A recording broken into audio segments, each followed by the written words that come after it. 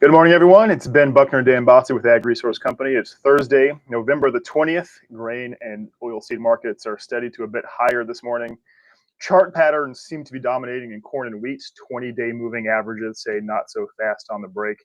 And so what we've been doing at Ag Resource this week, and Dan, I'll let you get into it in just a bit, but as we've got a lot of political uncertainty. We think that is kind of the core of the chaos in the soybean market. It's all political and based on U.S. and China. It's just fine tune and keep track as best we can of world trade flows, global exporter supply and demand, and of course, I think most importantly, global cash prices, which we will highlight don't really favor U.S. exports outside of maybe corn for a couple more months. So with that said, Dan, I'll pass it to you and break down what you're seeing this morning. Where markets do we think are going over the next couple of weeks?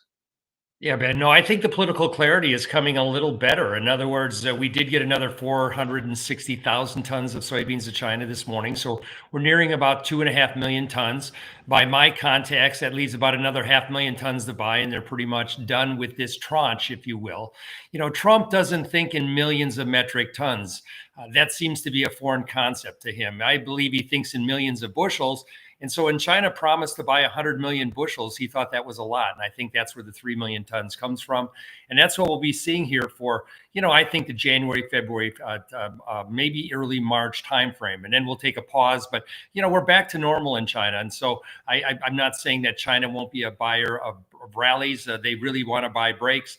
But I don't think they're going to be buying the same size and substance as they have been here in recent days. That being said, we are getting some data from the U.S. government, and I think this will be key going forward. I think if we were seeing data today, we would have U.S. soybean sales down about 350 to 400 million bushels from last year. But we did get some good numbers in corn and wheat again. The wheat number, 32.6 million bushels. You can see when you look at total commitments there, we're now about 115 million bushels above last year. In terms of corn, 89 million bushels. But again, it's a lot of the same suspects: Japan, South Korea, Mexico, a little bit of demand by Spain.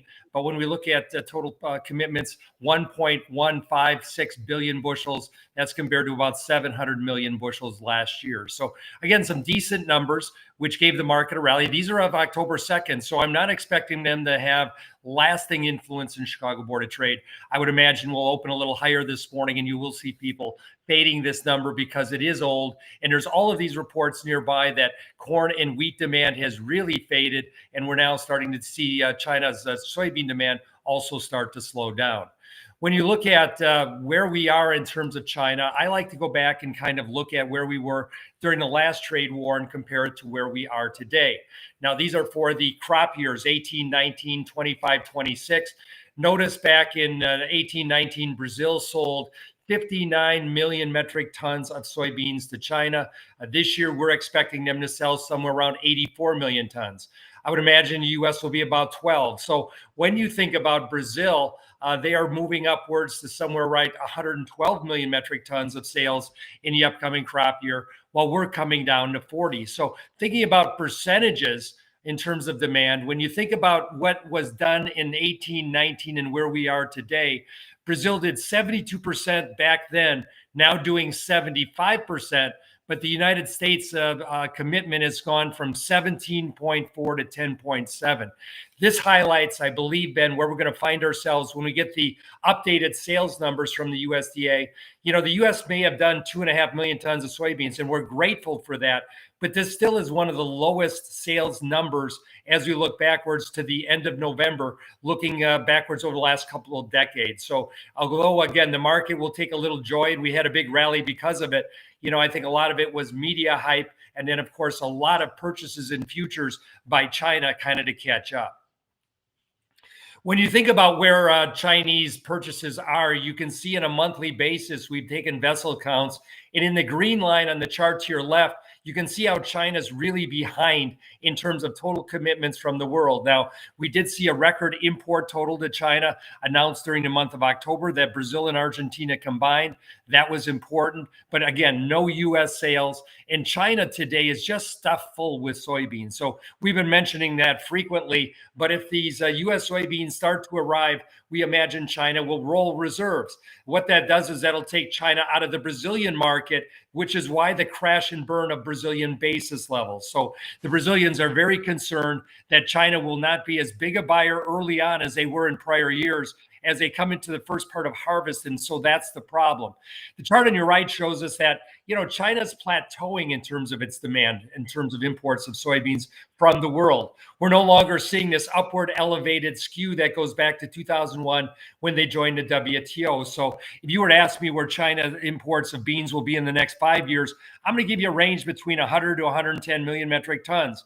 The USDA is forecasting this year to 112. I think we need to look for other growth engines outside of China, and I believe that'll be very important as we look at the years ahead.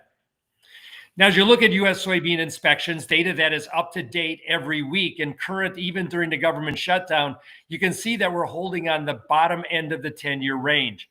U.S. As of December 1st will find itself with a lot of soybean stocks. That's because of our export program being so minuscule. Now, crush will help us out to some degree, but it's not going to take care of that big deviation that we see looking from October, November, and December relative to last year. These purchases that China are making will not show up in the export lineup in the United States till the last week of December or January. So again, we are going to be looking at a sizable December stocks total. With that in mind, as I've tried to estimate going backwards to Friday, using that yield, and yes, the U.S. corn yield is 186, maybe it comes down a bushel or 2 bushels. But when we stand back from the market, and I think that's what we always need to do in these markets, notice that U.S. end stocks of corn, soybeans, and wheat will be rising. So if you're going to have bull markets, this needs to change. This can't be something that is a sustainable trend. So because of big crops, a corn crop of 16.7 billion bushels in the United States, a soybean crop of 4.255. These are big numbers, and so stocks will be rising without a weather problem, which is why we want to sell rallies today and look at pricing at least 40 to 50% of next year's corn and soybean crops accordingly. Lastly, we'll just highlight where the world markets have been. And if you look backwards in wheat, you can see here that wheat prices for the past year have been held in a big range. We're now looking at a high of about $240 a ton. On the downside, we're somewhere around $210.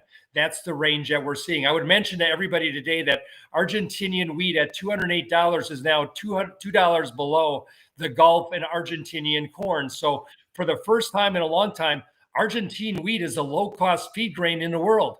That's something we can't say very often. When you think about corn, the Ukrainians did have a rally, but the corn market's really not done a lot either. It's gone sideways. The rally has happened in the last month or so due to rumors of China buying U.S. soybeans. We saw China buy futures. Funds have bought futures, rallied up the market about $1.20. I think the highs were put in on Monday. We'll see what comes here, Ben, but I'm doubtful that rallies in soybeans continue as China slows its buying pace because of all of its soybeans that it has in place. So with that in mind, our mindset hasn't changed very much. We still like rewarding rallies. We're still managing risk for farmers on rallies and trying to get them to 90 or 100% here as we look at the end of the year on old crop and at least get 40 or 50% on new crop.